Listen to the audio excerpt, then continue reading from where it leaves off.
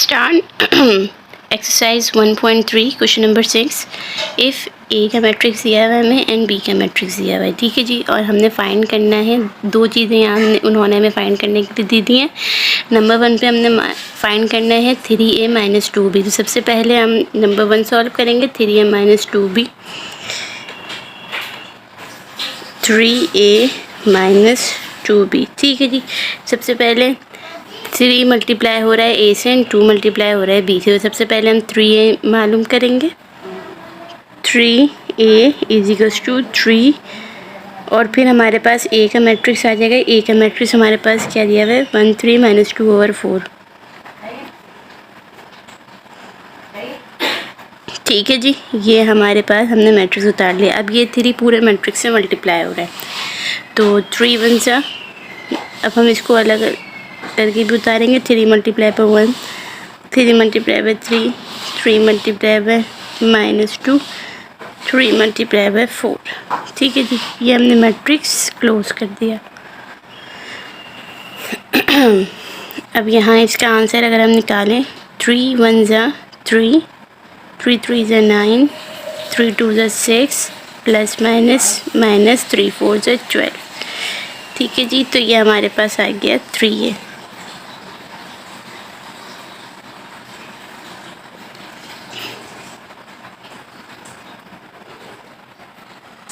ठीक है जी। अब हमने क्या निकालना है 2b, मतलब 2 मल्टीप्लाई हो रहा है किससे b से।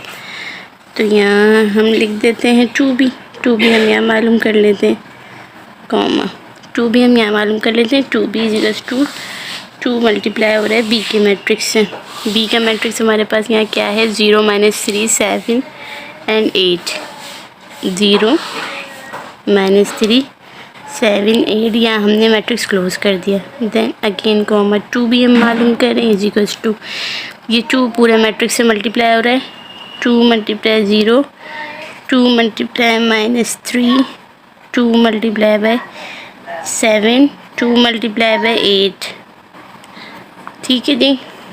अब ये 2b हमारे पास क्या आया है 2 0 = 0, 2 3 = 6, plus minus minus 2 7 = 14, 2 8 = 16,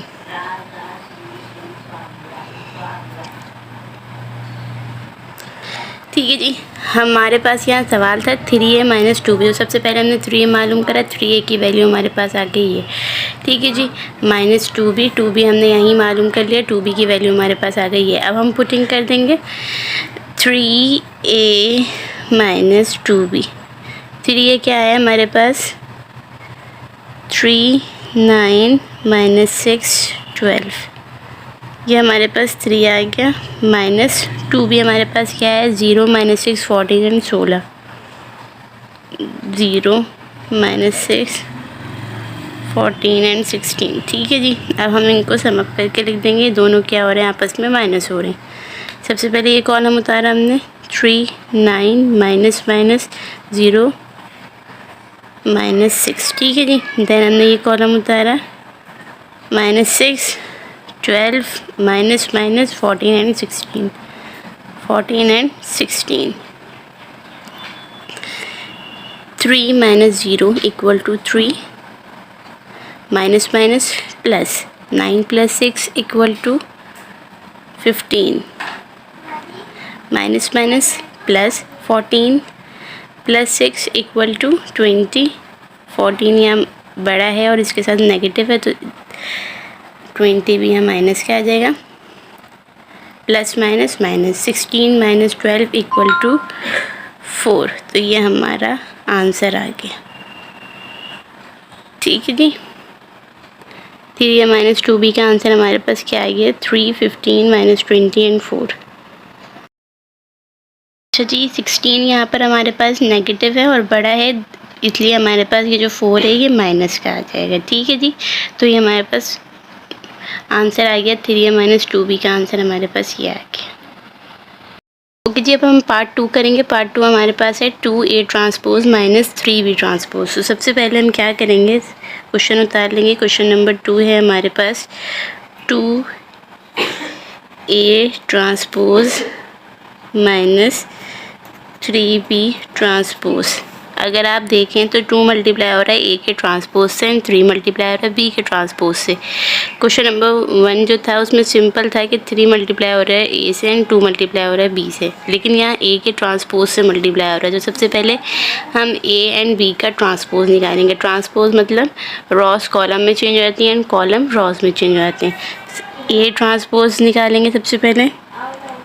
A transpose, ए का मैट्रिक्स क्या है हमारे पास 1 - 2 3 एंड 4। तो ये जो रॉ है ये कॉलम में लिख देंगे और ये जो रॉ है इसको भी कॉलम में लिख देंगे। सबसे पहले इस रॉ को इस कॉलम में लिखेंगे हम, जैसे कि 1 - 2। इस रॉ को हम कॉलम में लिखेंगे 3 4। तो ये हमारे पास ए का ट्रांसपोज आ गया। ठीक है जी। इसी के आगे हम बी का ट्रांसपोज निकाल लेंगे। बी का ट्रांसपोज रॉ कॉलम में आ जाएगी। बी ट्रांसपोज किस तरह निकालेंगे, 0 7 है रॉ में तो ये कॉलम में आ जाएगा, -3 8 रॉ में है तो ये कॉलम में आ जाएगा। ठीक है, तो ये ट्रांसपोज निकल गया। ए का ट्रांसपोज हमने निकाल लिया एंड बी का ट्रांसपोज निकाल लिया। अब 2 मल्टीप्लाई हो रहा है ए के ट्रांसपोज से एंड 3 मल्टीप्लाई हो रहा है बी के ट्रांसपोज से। सबसे पहले हम 2 को मल्टीप्लाई कराएंगे ए के ट्रांसपोज से, यानी हम 2a का ट्रांसपोज निकाल रहे हैं, यानी 2 मल्टीप्लाई होगा ए के ट्रांसपोज से। ट्रांसपोज हमें पता चल गया है 1 - 2 3 एंड 4। ठीक है जी। सम अप करके लिखेंगे। 2 मल्टीप्लाई हो रहा है 1 से, 1 - 2 से, 2 यहाँ पर भी मल्टीप्लाई हो रहा है 3 एंड 4 से। ठीक है जी। 2 1 = 2, 2 2 = 4, प्लस माइनस माइनस 2 3 = 6, 2 4 = 8। ठीक है जी। तो 2a के ट्रांसपोज का आंसर हमारे पास आ गया। ठीक है जी। अब हम यहाँ 3b ट्रांसपोज निकालेंगे। 3b ट्रांसपोज, 3 मल्टीप्लाई हो रहा है b के ट्रांसपोज से। b का ट्रांसपोज हमारे पास ये रहा 0 7 -3 एंड 8। ठीक है जी। सम अप करके इनको लिखेंगे। 3 मल्टीप्लाई हो रहा है इस कॉलम से, 0 7 3 3 मल्टीप्लाई -3 एंड 8। ठीक है जी। ये हम यहाँ पर 3b का ट्रांसपोज निकाल रहे हैं। ठीक है जी। 3b का ट्रांसपोज हम यहाँ पर निकाल रहे हैं। 3 0 = 0, 3 7 = 21, 3 3 = 9, प्लस माइनस माइनस 3 8 = 24। ठीक है जी। तो ये हमारा किसका आंसर आ गया है, 3b के ट्रांसपोज का आंसर हमारे पास ये आ गया। अब ये दोनों आंसर आपस में क्या हो रहे हैं, माइनस। 2a का ट्रांसपोज माइनस हो रहा है 3b के ट्रांसपोज से, 2a ट्रांसपोज माइनस हो रहा है 3b ट्रांसपोज से। तो सबसे पहले हम 2a का ट्रांसपोज का आंसर उतार लेंगे, 2 - 4 6 एंड 8। ठीक है जी। इसी तरह हम माइनस का निशान डालकर 3b के ट्रांसपोज का आंसर उतार लेंगे, 0 21 -9 एंड 24। ठीक है जी। सम अप करके उतारेंगे इनको, कॉलम को कॉलम के साथ। 2 - 4 -0 21 6 8 -9 एंड 24।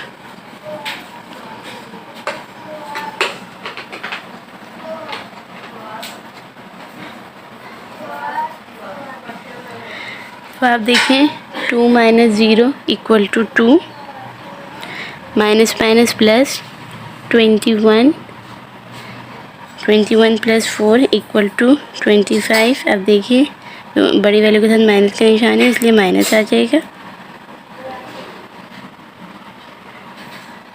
माइनस माइनस प्लस 9 + 6 = 15, 8 24 - 8 तो हमारे पास किसके इक्वल आ जाएगा। अच्छा जी, 24 - 8 = 16। 24 यहाँ माइनस का है, बड़ी वैल्यू है इसलिए 16 के साथ माइनस आ जाएगा। तो हमारे पास 2A transpose and -3B transpose का आंसर आ गया 2 - 25 15 एंड 6 - 16। होप सो आपको एक्सरसाइज 1.3 का क्वेश्चन नंबर 6 के दोनों पार्ट समझ आ गए होंगे। अच्छा जी, अब चलते हैं एक्सरसाइज 1.3 के पार्ट 7 की तरफ। यहाँ है सवाल हमारे पास, इफ़ 2, ये पूरा एक सिचुएशन दी हुई है कि 2 मल्टीप्लाई हो रहा है इस मैट्रिक्स से प्लस 3 मल्टीप्लाई हो रहा है इस मैट्रिक्स से, फिर इन दोनों का जो आंसर है वो इक्वल इसके है। ठीक है, अगर इन दोनों को, इसको 2 को इस मैट्रिक्स से मल्टीप्लाई कराएं, 3 को इस मैट्रिक्स से मल्टीप्लाई कराएं और फिर इन दोनों के आंसर को प्लस कर दें तो हमारा आंसर आएगा ये। आगे सवाल इनका ये है, then find a and b. अब आपने इस सिचुएशन को देख के ए की वैल्यू फाइंड करनी है एंड बी की वैल्यू फाइंड करनी है। ठीक है जी, तो सबसे पहले हम अपना सोल्यूशन स्टार्ट करते हैं। सबसे पहले हम इनका मल्टीप्लिकेशन मालूम कर लेते हैं कि 2 को मल्टीप्लाई करा देते हैं इस मैट्रिक्स से, 3 को मल्टीप्लाई कराते हैं इस मैट्रिक्स से। तो हम लिख देते हैं 2 मल्टीप्लाई पहली row 2 - 3, 2 - 3, 2 multiply second row 4 multiply by A. ठीक है जी, फिर प्लस 3 मल्टीप्लाई हो रहा है, मल्टीप्लाई 1 एंड 8, 1 8, फिर अगेन 3 मल्टीप्लाई हो रहा है, बी एंड -4, बी -4। ठीक है जी, इक्वल किसके ये मैट्रिक्स हमारा 7 18 10 1, 7 18 10 1। ठीक है जी, अब हम इनका मल्टीप्लिकेशन मालूम करेंगे। 2 2 ज़ा 4, 2 4 ज़ा 8, 2 3 ज़ा 6, प्लस माइनस 2 को ए से मल्टीप्लाई कराएंगे तो 2a हो जाएगा। ठीक है जी, अब इसी तरह प्लस का निशान आ गया। अब 3 को मल्टीप्लाई कराएंगे, 3 1 ज़ा 3, 3 8 ज़ा 24, 3 को b से मल्टीप्लाई कराएंगे तो 3b, 3 4 ज़ा 12, प्लस माइनस। ठीक है जी, इक्वल किसके ये 7 18 10 1, 7 18 10 एंड 1। ठीक है जी, अब ये दोनों क्या हो रहे हैं, आपस में ऐड हो रहे हैं, इनका एडिशन कराएंगे। अब हम सम अप करेंगे। सबसे पहले 4 - 6 plus 3 24, 3 24, 8 2a plus 3b -12, 3b -12। ठीक है जी, अच्छा जी, इनका आंसर इक्वल है इसके 7 18 10 एंड 1। ठीक है जी, अब देखें 4 + 3 = 7, प्लस माइनस 24 - 6 = 18। अब देखें ये दोनों आपस में प्लस नहीं हो सकते, ये अलजेब्रिक इक्वेशन है, कभी भी वेरिएबल कांस्टेंट की वैल्यू से प्लस नहीं हो सकता, तो ये सिंपल एज इट इज आ जाएगी 8 + 3b। अब देखिए हम साइन ओपन कर देते हैं, प्लस माइनस तो 2a -12। ठीक है जी, ये सिचुएशन हमारी आ गई।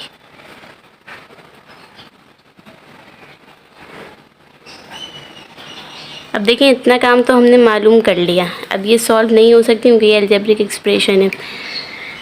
अब आप अगर हम पहला हमारा वो देखें, मैट्रिक्स देखें, पहले मैट्रिक्स के कॉलम देखें 7 और 18, सेकेंड मैट्रिक्स के कॉलम देखें 7 और 18।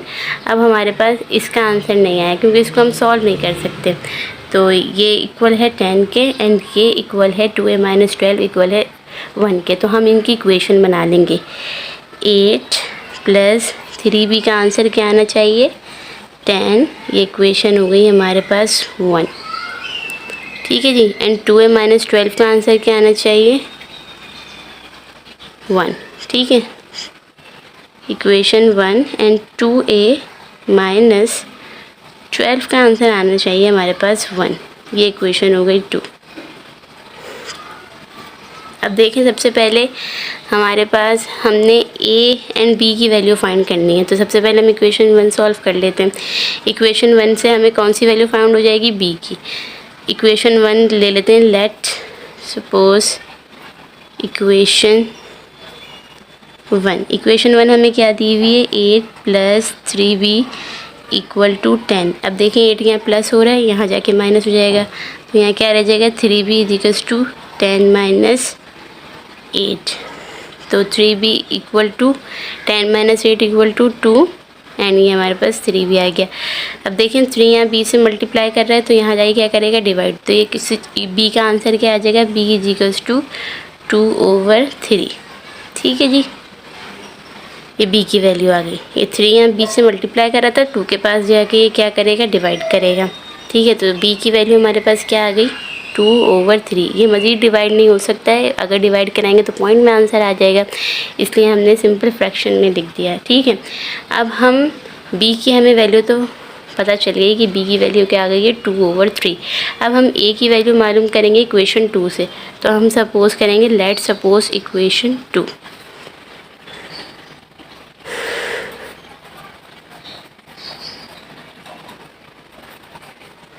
इक्वेशन 2 हमें क्या दी हुई है, 2a माइनस 12 इक्वल है 1 के। 2a माइनस 12 इक्वल है 1 के। अब देखें, पहले सिंपल को नंबर के पास ले जाएंगे, सिंपल नंबर को नंबर के पास, -12 है यहाँ के प्लस हो जाएगा, तो 1 + 12, यहाँ क्या रह गया, 2a। 1 + 12 equal to 13। अब आप देखें ये 2 यहाँ a से मल्टीप्लाई कर रहे हैं, यहाँ जाके डिवाइड करेगा, 13/2। अब देखिए ये दोनों एक टेबल में नहीं आते, ना डिवाइड हो रहे हैं ना कट रहे हैं, तो सिंपल a की वैल्यू हमारे पास क्या आ गई, 13/2 एंड b की वैल्यू क्या आ गई है हमारे पास, 2/3। और हमने सवाल में फाइंड a की वैल्यू मालूम करनी थी एंड b की वैल्यू मालूम करनी थी। तो a किसके इक्वल आया है हमारे पास, 13/2 के, एंड b किसके इक्वल आया है हमारे पास, 2/3 के। तो ये हमारा आंसर हो गया। होप सो आपको आज जो मैंने एक्सरसाइज 1.3 का पार्ट 6 एंड जो पार्ट 7 समझा है ये आपको समझ आया होगा। अगर अभी भी आपको कोई कन्फ्यूजन है क्वेश्चन नंबर 6 के कुछ पार्ट सॉल्व करने में, तो आप मुझे कमेंट बॉक्स में बता दीजिएगा, फिर मैं आपको उसका सलूशन बता दूंगी। And please kindly like and subscribe my channel highly needed. अल्लाह हाफिज़, थैंक यू।